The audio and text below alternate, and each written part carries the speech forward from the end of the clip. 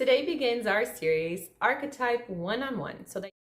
Sorry guys, it's actually Archetypes 101, okay? So that you can learn how archetypes and spirit animals, that can be an archetype, how they work and how to deal with your shadows. I'm Samantha, your therapist from another world, and here on the channel, I bring you a lot of information to start a different journey in your life with more joy, lightness, self-awareness, and teaching you the secrets behind quantum manifestation and the law of attraction.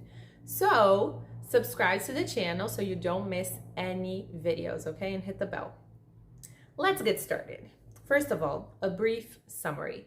Archetypes are understood as patterns of behaviors and personalities that is present in our collective unconscious, okay? So they can be activated through our experience, life experience, images, imagination, dreams, myth, legends, and art. So to activate an archetype, you don't just need an image on your cell phone's screen background. The way you were raised activated an archetype within you. Your pattern of thoughts are activated archetypes. The patterns of your ancestors are archetypes that influence you to this day. So powerful, right?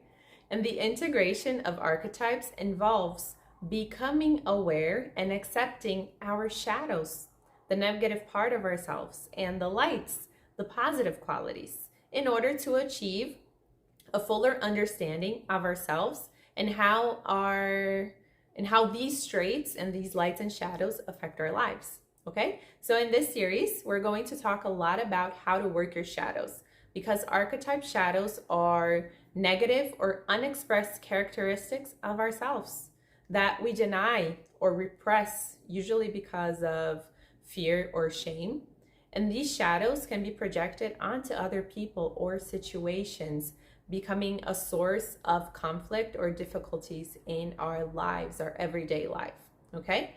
So recognizing and integrating shadows is an important part of self-awareness processes. And this can help to release emotional tension and resolve inner issues that are blocking your personal growth and goal achievement.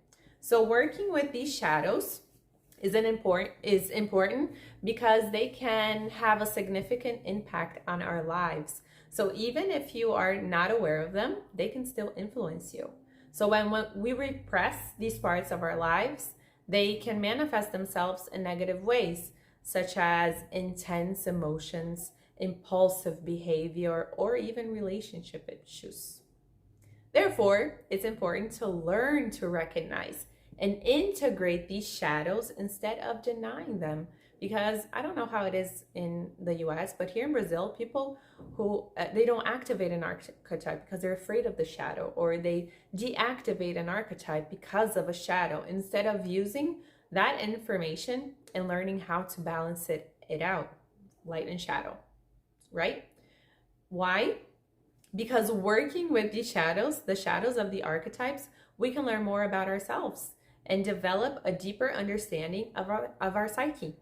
We can learn to accept ourselves more fully and even deal with these difficulties, these difficult emotions and behaviors with more self-awareness. And this can lead actually to greater emotional balance, self-awareness, and even self-development. So it's really powerful. So Samantha, how do we integrate these shadows? So shadow integration is a process by which the repressed or denied parts of our psyche are brought to awareness and accepted as part of ourselves. So this allows you to find a balance between your positive traits and your negative characteristics and become more complete, more authentic, balancing out light and shadow. Okay, balance. So the first step is to recognize the presence of the shadow and identify the corresponding archetype. So this process involves you being really honest with yourself and be willing to look inwards and face the less desirable parts of yourself, which can be hard and difficult for some people, okay? So start with self-observation and self-analysis. The shadow, it often manifests itself in intense emotions or exaggerated reactions to situations that seem to come out of nowhere. So, for example, you might feel extremely angry or jealousy for no apparent reason. And these emotions are often a sign that the shadow is trying to express itself because you keep repressing it. And the shadow can also manifest itself in behaviors that are repetitive and harmful to yourself and to others. So, for example, you might engage a self-defeating behavior pattern or have problems in your relationships that seem to keep repeating themselves. So you might be carrying these shadows to all your relationships, and maybe that's why it's ending so much. And it could also be unwanted thoughts and feelings that seem out of control or out of proportion. So, for example, you might have a negative thought about yourself or others that doesn't seem to have a rational basis. And the shadow can even be projected onto others, which means that you see these negative traits in other people, but you don't recognize them in yourself. And this could be included as judgment or criticizing others for their behaviors or traits that you have. There are your traits. And this could be a wound for some people, because when you like to judge someone, you're not going to say that it's because you have those traits. I'm going to give you 5 suggestions for activities for you to recognize your shadows correctly. So the first one is self-observation. Start to notice your patterns of thinking, acting, feeling. So stop a few times a day and check in with yourself. Ask how you are. What are you thinking about? How are you feeling? When you identify that your emotions are changing, stop and ask yourself, why am I feeling this way? What happened that could have caused this emotion? And write it down. You have to write everything down so that you can identify the patterns, okay? The second activity is a guided meditation. And of course, I have provided one for you, and the link is in the description below.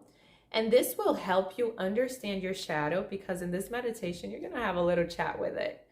And who knows, you can even balance it out right there, okay? Obviously that it's different it's going to vary from person to person. And sometimes you may need to do this meditation for a while.